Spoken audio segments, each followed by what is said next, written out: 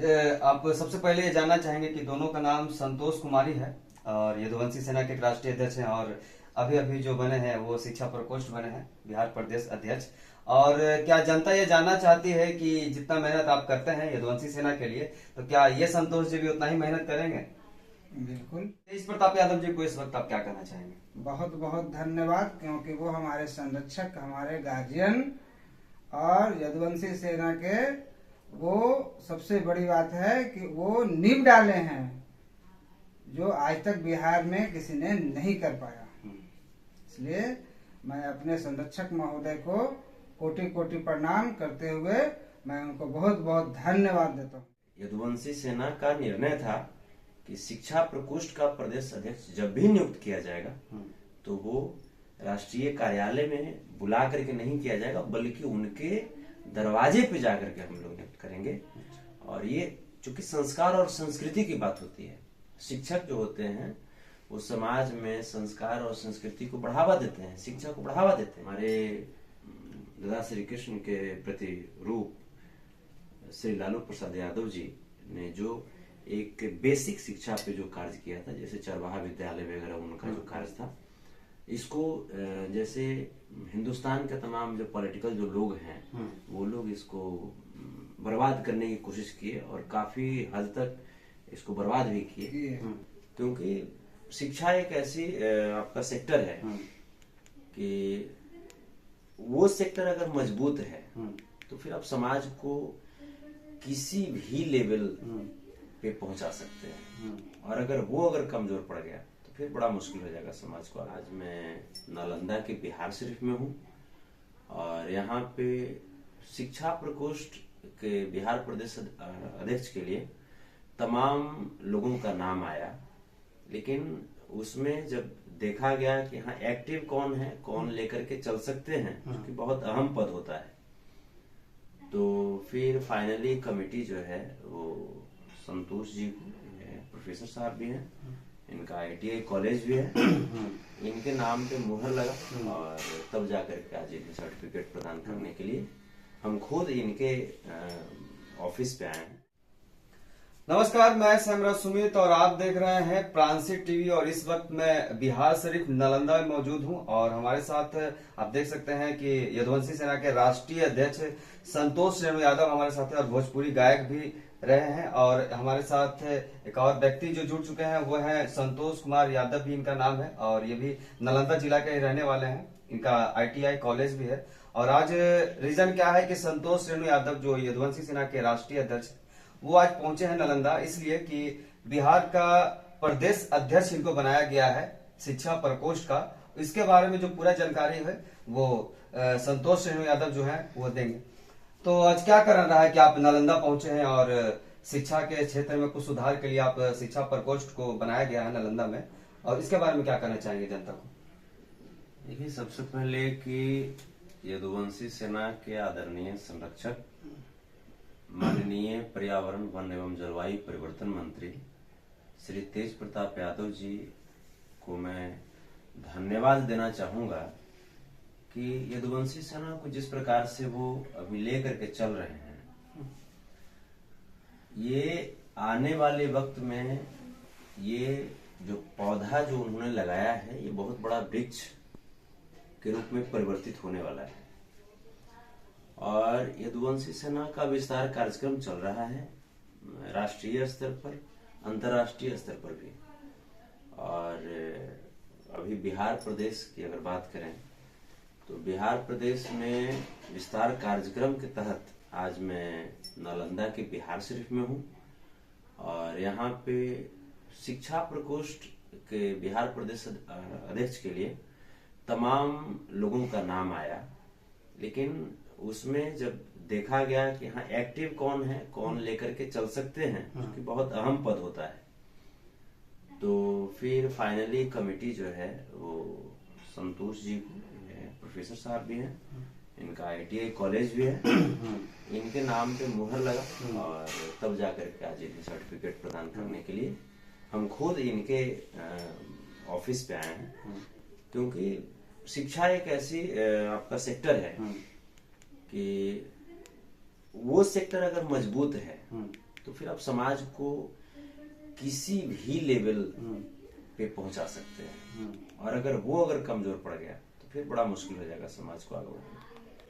तो और सम्मान की अगर बात करें तो शिक्षा के जो जितने भी जो पुरोधा हैं, और वैसे भी शिक्षक से सम्मानित कोई पद नहीं होता, इसलिए ये यदुवंशी सेना का निर्णय था कि शिक्षा प्रकोष्ठ का प्रदेश अध्यक्ष जब भी नियुक्त किया जाएगा तो वो राष्ट्रीय कार्यालय में बुला करके नहीं किया जाएगा, बल्कि उनके दरवाजे पे जाकर के हम लोग नियुक्त करेंगे। और ये चूंकि संस्कार और संस्कृति की बात होती है, शिक्षक जो होते हैं वो समाज में संस्कार और संस्कृति को बढ़ावा देते हैं, शिक्षा को बढ़ावा देते हैं। उसी संस्कार और संस्कृति को ध्यान में रखते हुए यदुवंशी सेना आज इनके घर पे पहुंची और संतोष कुमार यादव जी को इनके घर पे बिहार प्रदेश अध्यक्ष शिक्षा प्रकोष्ठ का जो सर्टिफिकेट है वो प्रदान किया। तो आप सबसे पहले ये जानना चाहेंगे कि दोनों का नाम संतोष कुमारी है और यदुवंशी सेना के राष्ट्रीय अध्यक्ष हैं, और अभी अभी जो बने हैं वो शिक्षा प्रकोष्ठ बने हैं बिहार प्रदेश अध्यक्ष। और क्या जनता ये जानना चाहती है कि जितना मेहनत आप करते हैं यदुवंशी सेना के लिए, तो क्या ये संतोष जी भी उतना ही मेहनत करेंगे? बिल्कुल। अच्छा, और क्या कहना चाहेंगे बिहार वासियों को? आज एक खुशी का मौका है यदुवंशी सेना को कि आप शिक्षा प्रकोष्ठ बने हैं बिहार प्रदेश अध्यक्ष में।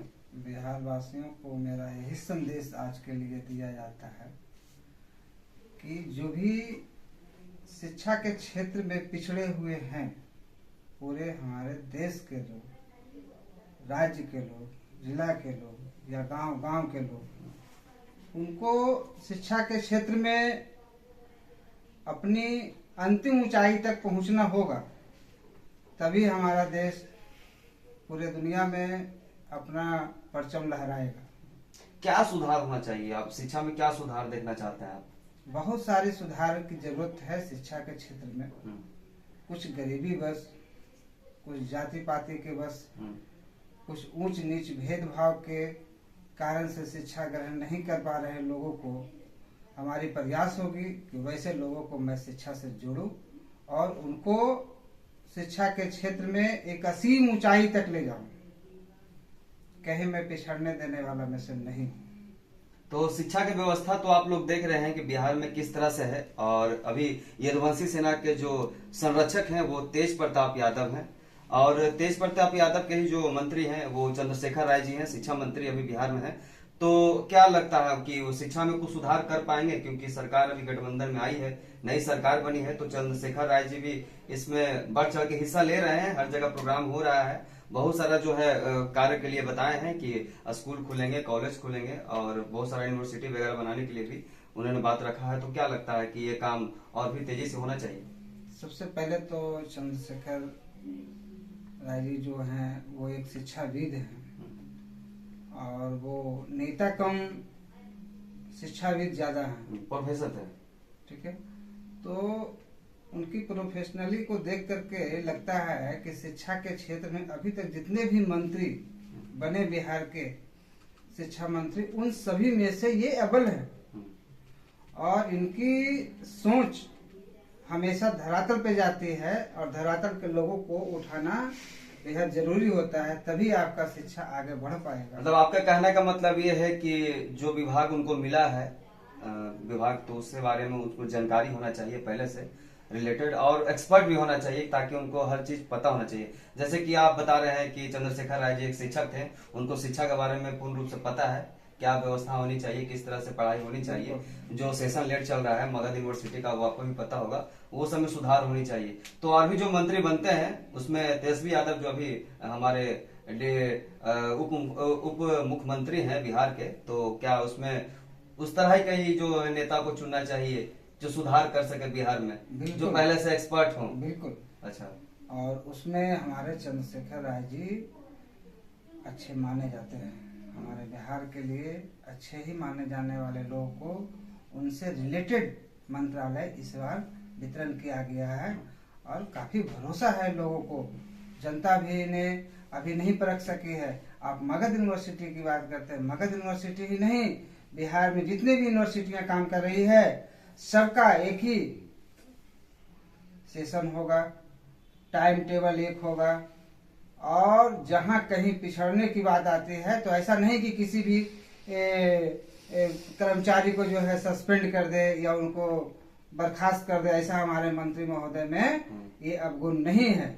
उनको जो राह से भटक गए हैं उनको राह पे लाने का बहुत बहुत कोशिश करते हैं, और यही कारण है कि चंद्रशेखर राय जी एक अपनी अलग पहचान बनाकर रखे आज तक।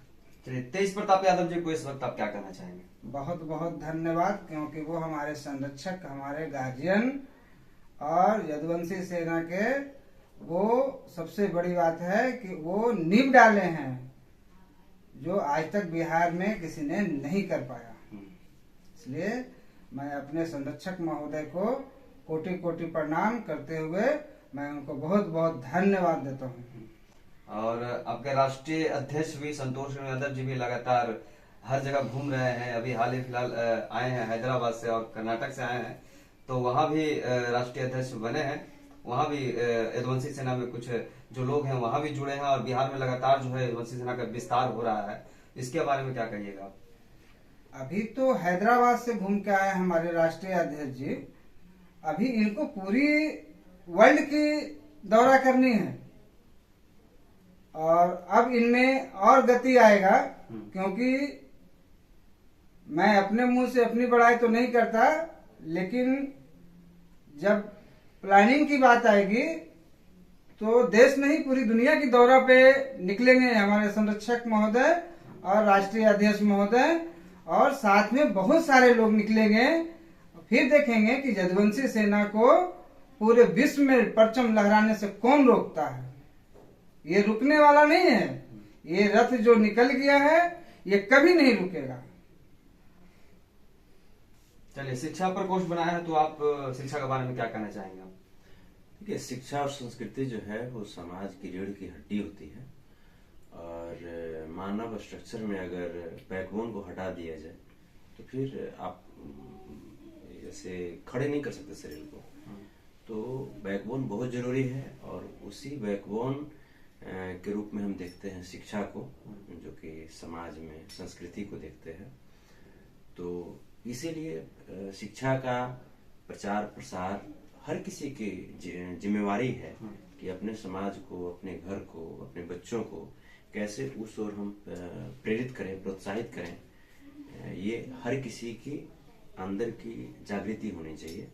और आज बहुत अच्छा लग रहा है। आज यदुवंशी सेना में एक उम्मीद और आशा की एक और तीर यदुवंशी सेना के तर्कस में शामिल हुई है संतोष बाबू के रूप में।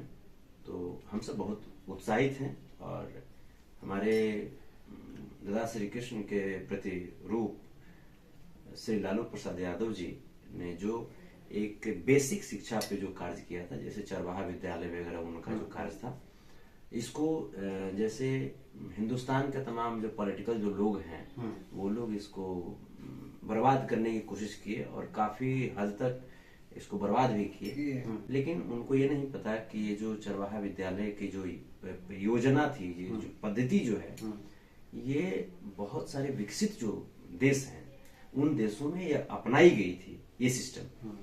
तो उसी सिस्टम को हमारे आदरणीय लालू प्रसाद यादव जी बिहार में भी लाए थे, लेकिन कुछ लोगों की गलत नजरें इस पे पड़ी।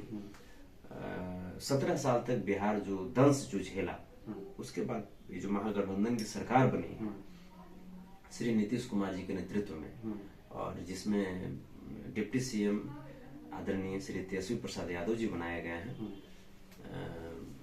उसी में शिक्षा मंत्री जो हैं प्रोफेसर चंद्रशेखर जी को बनाया गया है। तो उनसे काफी उम्मीदें हैं, और हमारे यदुवंशी सेना के शिक्षा प्रकोष्ठ के प्रदेश अध्यक्ष संतोष कुमार जी और प्रोफेसर चंद्रशेखर जी की मुलाकात बहुत जल्द होगी, और यदुवंशी सेना की भी कुछ जो योजनाएं हैं शिक्षा को लेकर के, उसके संदर्भ में बात होगी। चलिए, शिक्षा मंत्री से आप मिलेंगे चंद्रशेखर राय जी से, तो क्या बात रखेंगे आप उसमें? अभी हमारी एक ही बात होगी कि जो हमारे समाज, हमारे राज्य के जो भी पिछड़े वर्ग के लोग हैं या उच्च वर्ग में भी जो धनहीन व्यक्ति हैं, उनके बच्चे जो शिक्षा नहीं ले पा रहे हैं धन के अभाव में, उनको हमारी सरकार ने तरह तरह की योजनाएं दी है, उसका लाभ उनको मिलना चाहिए।